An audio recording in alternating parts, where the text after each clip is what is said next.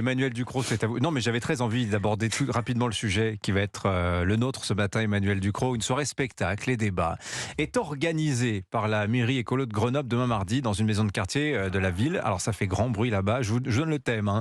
Comment vivre au quotidien à proximité d'un point de deal.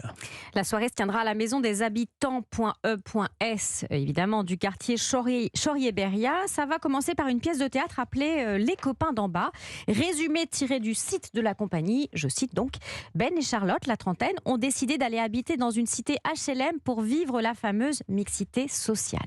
La compagnie promet une vérité autre que celle souvent entendue dans les médias. Attention, romantisme solidaire, le jeune couple va rencontrer Asia, la voisine marocaine qui leur apporte des couscous fumants, Bachir, l'épicier d'en face qui leur fait crédit, Jamel, le rappeur, Idriss, l'éducateur épris de liberté et de justice, et puis Casquette et Barbichette, de jeunes dealers qui s'installent dans leur cage d'escalier et qui vont rythmer leur quotidien. Casquette et Barbichette. Vous avez bien entendu, comme si la mixité c'était forcément du deal mené par des gens qui portent des sobriquets comme Casquette et Barbichette.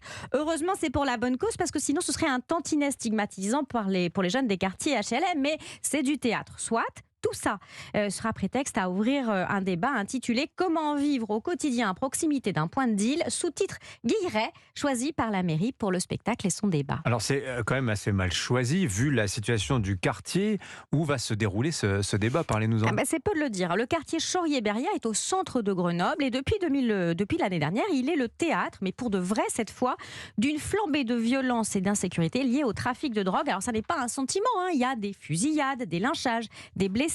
Les dealers, cet été, ont érigé des barricades de poubelles pour repousser les rivaux qui voulaient leur prendre leur territoire. C'est un enfer pour les habitants. Il y a des endroits interdits dans ce quartier pour eux. En août, le ministère de l'Intérieur a dû envoyer des effectifs de police supplémentaires pour éviter une guerre des gangs. Oui, c'est le quartier où on voyait cet été des jeunes hommes se balader avec des fusils d'assaut. Bon, cette soirée déclenche la fureur d'une partie des habitants de Grenoble. Oui, parce que absolument personne dans ce quartier ne veut apprendre comment vivre à proximité d'un point de deal. Les habitants ne savent que trop que ce n'est pas une vie, que ça leur pourrit le quotidien et ils n'ont pas envie qu'on coupe les cheveux en quatre pour souligner les bons côtés de cette situation intenable. Alors ils se battent depuis des mois pour que leur quartier retrouve son calme. Ils l'ont expliqué au maire Éric Piolle en présence du préfet et du procureur lors d'une réunion publique le 14 décembre. Et quand ils apprennent que l'argent public est dépensé par la ville non pour déloger les dealers mais pour sponsoriser une soirée théâtre et leur expliquer qu'il faudra bien qu'ils s'accommodent du trafic, forcément ils sont en colère.